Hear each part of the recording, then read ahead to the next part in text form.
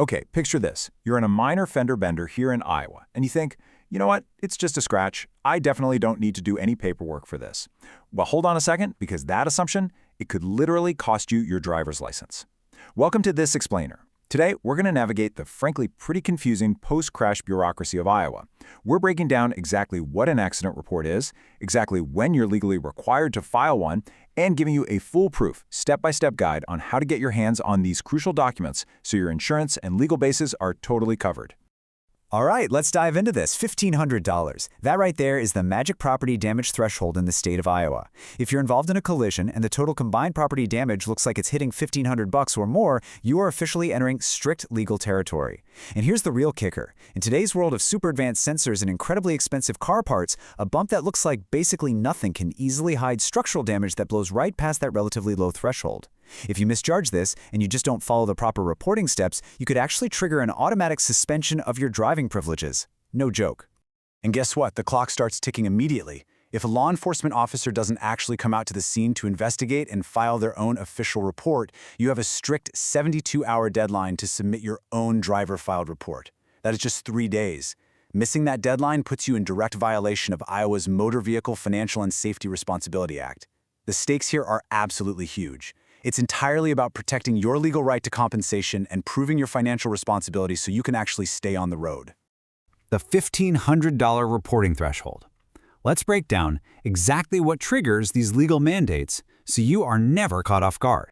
Okay, so according to Iowa Code Chapter 321, you have to immediately notify the county sheriff or the nearest Iowa State Patrol office by the quickest means possible if a crash involves any personal injury or death. That handles the emergency safety side of things. But separately, there's the administrative side.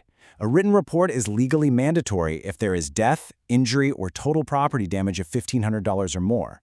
To put that into perspective for you, if you get into a tangle with a commercial semi-truck, hitting that threshold is practically guaranteed. I mean, non-injury commercial truck crashes average over $46,000 in costs.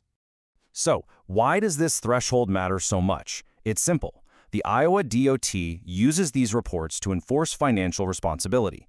When a report is filed showing damages over that line, the state goes in and checks to make sure all the drivers meet the minimum liability insurance coverages.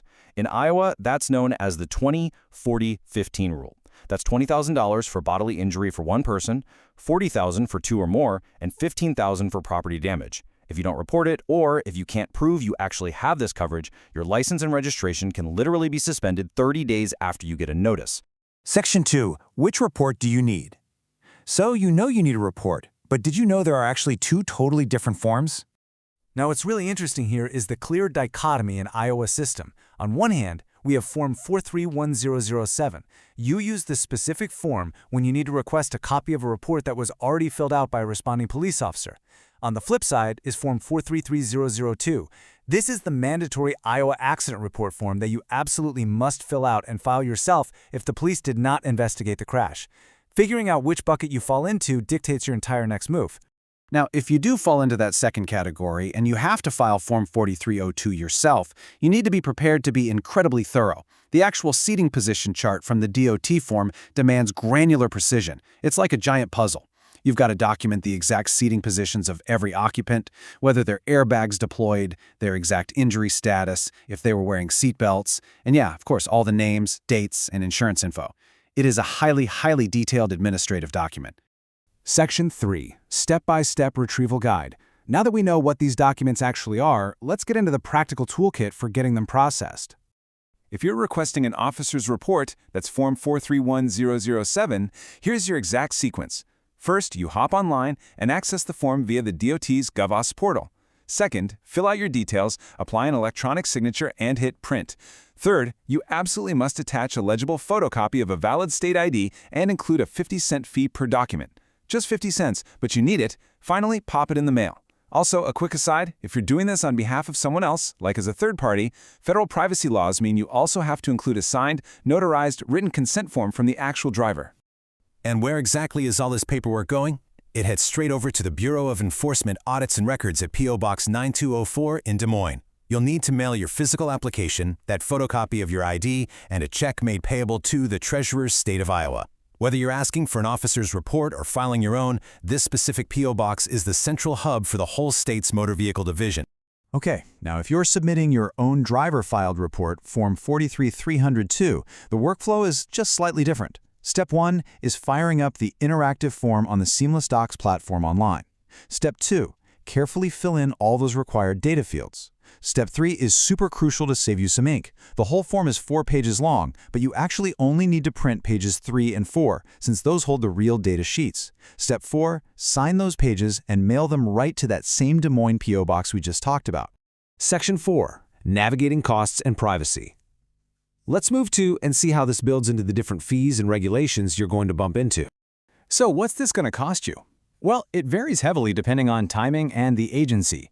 If the Iowa State Patrol did the investigating, their reports are actually completely free to download on their online portal for the first 15 days after the crash. Filing your own DOT Form 43302, also completely free. Requesting an officer's report through the DOT via mail, that's going to cost you that 50-cent fee we mentioned. But if you need an archived Iowa State Patrol report that's older than 15 days, it gets moved from the public site, and you'll have to pay a $4 fee directly to the specific ISP district office. Keep in mind, too, if you use local city portals like CrashDocs, they might take up to 2 weeks just to process things. Now, perhaps the most crucial difference between these forms is how your privacy is handled. This is big.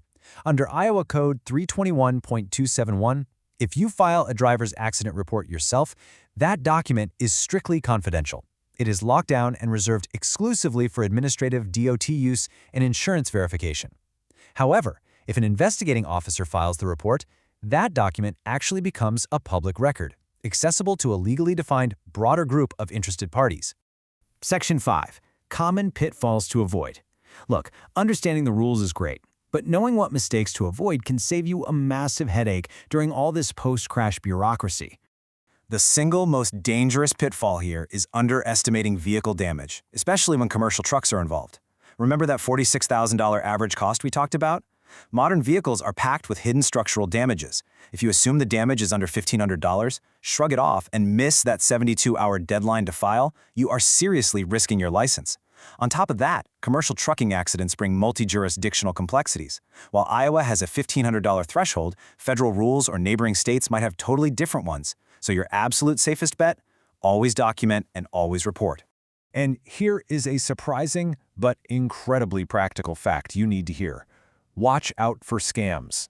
The Iowa DOT is absolutely never going to send you a text message reminding you to pay a fee, and they won't text you unsolicited links asking for financial credentials for a traffic report. Any legitimate transaction is going to happen directly through official postal mail, verified county treasurer's offices, or official state portals. If you get a text randomly demanding money for a crash report, do not click it, delete it immediately. Section 6. Takeaways and final disclaimer. We have covered a lot of ground today, folks. Let's pull it all together so you know exactly what actions to remember. And this brilliantly illustrates why we need to lock in our core takeaways. Number 1, always call 911 immediately if there is any injury or death. Number 2, memorize that $1,500 property damage threshold.